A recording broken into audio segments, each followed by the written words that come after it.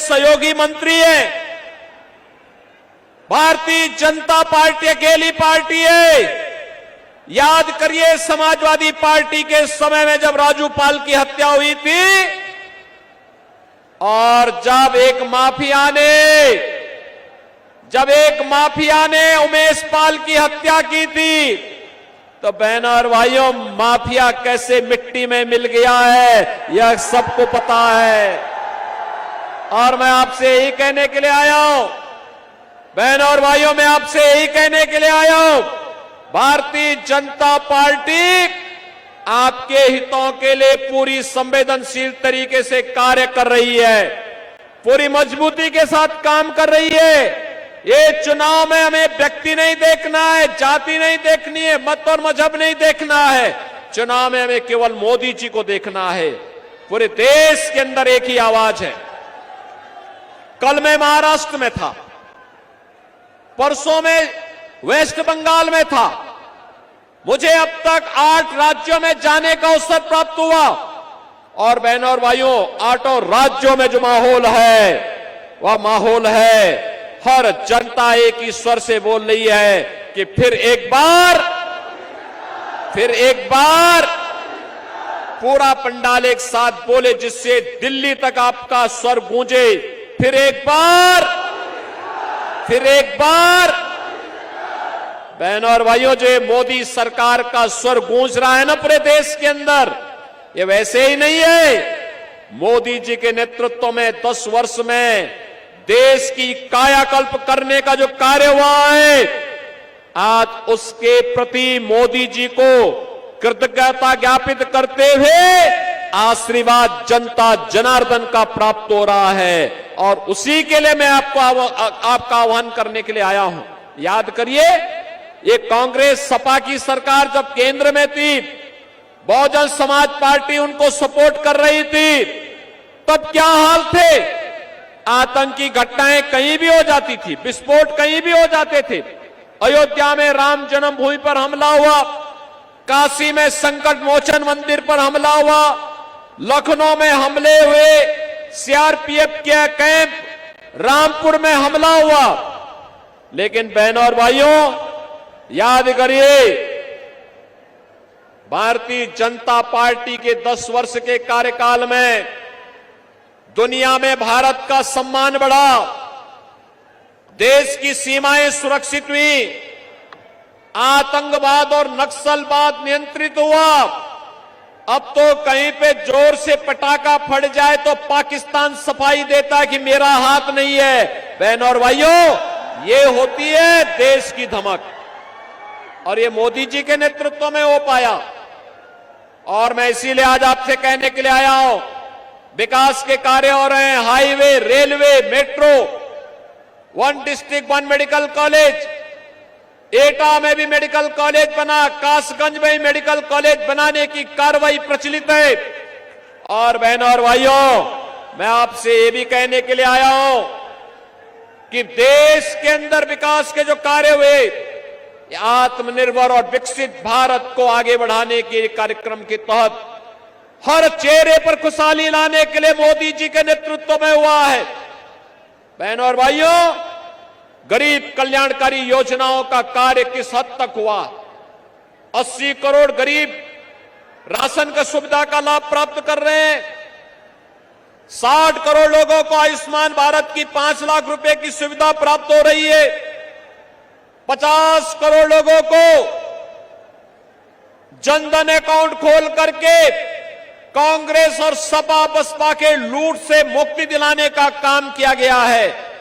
और यही नहीं, 12 करोड़ किसानों को किसान सम्मान निधि, 12 करोड़ घरों में शौचालय का निर्माण, 10 करोड़ गरीबों के घर में उज्ज्वला योजना का रसोई गैस का सिलेंडर पहुंचना।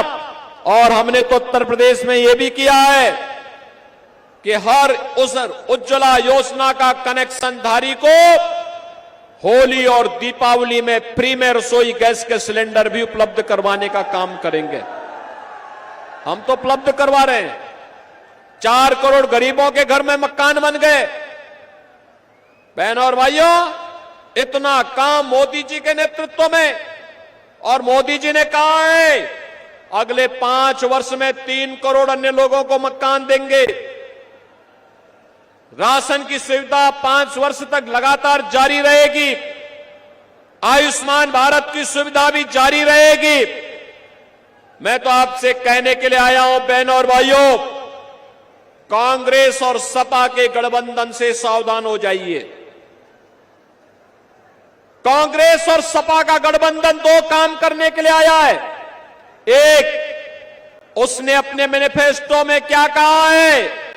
कांग्रेस कहती है सत्ता में आएंगे तो मुसलमानों को पिछड़ी जाति और अनुसूचित जाति के आरक्षण में से हिस्सा काट करके मुसलमानों को देंगे। क्या आप इसको स्वीकार करेंगे क्या?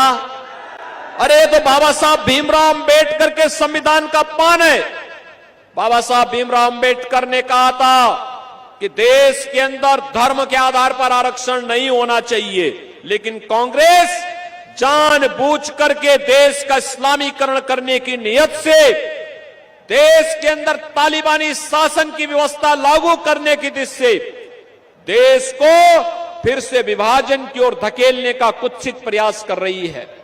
बहनों और भाइयों, एक तरफ यह आपके आरक्षण पर सेंध लगाने का काम कांग्रेस और सपा के लोग करेंगे और दूसरी तरफ ये क्या कहते हैं? कहते हैं अल्पसंख्यकों को उनकी रुचि के अनुरूप खान पान की स्वतंत्रता देंगे। बहनों और भाइयों, मैं पूछना चाहता हूं, ऐसा कौन सा भोजन है अल्पसंख्यकों का जो बहुसंख्यकों से इतर हो, और जो बहुसंख्यक समाज जिसको पसंद नहीं करता है वह तो एक ही भोजन है और वह है मुसलमान गौमांस खाता है, हिंदू गौमांस से विरोध करता है, परहेज करता है, कहता है हम नहीं खाएंगे। उत्तर प्रदेश के अंदर गौ हत्या पे प्रतिबंध है। क्या आप कांग्रेस और सपा की साजिश में आएंगे क्या? क्या गौ हत्या करने देंगे क्या गौ कसी करने देंगे क्या? इसका मतलब यह है कि कांग्रेस और सपा को दिया जाने वाला कोई भी वोट महापाप का कारण बनेगा और हम पाप नहीं होने देंगे। यह हम सबका संकल्प होना चाहिए। और इसीलिए मैं आया हूं आपसे कहने के लिए, बहनों और भाइयों, मैं आपसे इसीलिए कहने के लिए आया हूं कि सरदेव बाबूजी कल्याण सिंह जी ने पूरा जीवन प्रदेश के विकास के लिए, अयोध्या में श्री राम जन्मभूमि के लिए उन्होंने अपनी कुर्सी तक को ठुकराने का काम कर दिया था। और बहनों और भाइयों, आज जब सरदेव कल्याण सिंह जी का सपना साकार हुआ है, अयोध्या में राम मंदिर का निर्माण हुआ है, तो एटा, कासगंज और अलीगढ़ के लोगों के चेहरे पर तो खुशहाली होनी चाहिए। खुशहाली है ना? है कि नहीं है खुशहाली? मुझे एक बात बताओ, क्या ये राम मंदिर का निर्माण एक कांग्रेस सपा बसपा के लोग करा पाते क्या ये लोग करा पाते? क्या ये फ्री में राशन ये लोग दे पाते? और जो ये सुरक्षा, देखो एक तरफ राम मंदिर बन गया और दूसरी तरफ बड़े बड़े माफियाओं का राम नाम सत्य है की यात्रा भी निकल गई है। क्या ये लोग, इस सपा और बसपा और कांग्रेस के लोग कर पाते क्या? बहनों और भाइयों, मैं यही कहने के लिए आया हूं, जब आपको सपा बसपा कांग्रेस न सुरक्षा दे सकती है, न सम्मान दे सकती है, न ही आपकी समृद्धि में सहायक हो सकती है, और न शोरों का विकास करा सकती है, न यहां के हस्तशिल्पियों को सम्मान दिला सकती है, न नौजवानों को आजीविका दे सकती है, और न ही आपकी आस्था का सम्मान ही कर सकती है, तो इस समस्या को हमें पालना ही क्यों है? इसको कतई वोट मत दीजिए। मेरी आपसे अपील होगी, राजू भैया को भारतीय जनता पार्टी और एनडीए ने अपना प्रत्याशी बनाया है, अपना दल भी है, निषाद पार्टी भी है, निषाद पार्टी सपोर्ट कर रही है, अपना दल सपोर्ट कर रही है, राजभर पार्टी समर्थन कर रही है और राष्ट्रीय लोक दल भी समर्थन कर रही है। और इसीलिए मेरी आपसे अपील होगी कि सरदेव बाबूजी के प्रति श्रद्धांजलि व्यक्त करते हुए आत्मनिर्भर भारत के लिए विकसित भारत के लिए मोदी जी को फिर से देश की सत्ता सौंपने के लिए श्री राजवीर सिंह राजू भैया को हम यहां पे फिर से सांसद बना करके भेजेंगे। सहमत हैं? सहमत हैं? पूरा एटार कासगंज के लोग इस आवाज को घर घर तक पहुंचाएंगे। बहनों और भाइयों, 7 मई को चुनाव है। आज 2 मई हो गई, 3 दिन और प्रचार होगा। और मेरी आपसे अपील होगी, चुनाव के दौरान प्रत्याशी घर घर नहीं जा सकता। आप क्या घर घर जाएंगे राजू भैया बन करके? जाएंगे? मोदी जी का और योगी जी का प्रतिनिधि बन करके जाएंगे? और बहनों और भाइयों, घर घर जाकर के लोगों से कहना, विकास सुरक्षा की जिम्मेदारी बीजेपी सरकार की, और वोट कमल छाप पर देंगे तो समृद्धि भी आएगी और सुरक्षा भी और पुख्ता होगी। बोलेंगे? बोलेंगे? 7 मई को पहला मतदान, फिर जलपान के संकल्प के साथ आगे बढ़ेंगे। अधिक से अधिक मतदान करवाएंगे, भाजपा को जिताएंगे। तो मेरे साथ बोलेंगे, भारत माता की। जहां तक आवाज जा रही है, दोनों हाथ ला करके बोलेंगे, भारत माता की, भारत माता की, भारत माता की। वंदे वंदे वंदे। जय श्री राम, जय जय श्री राम।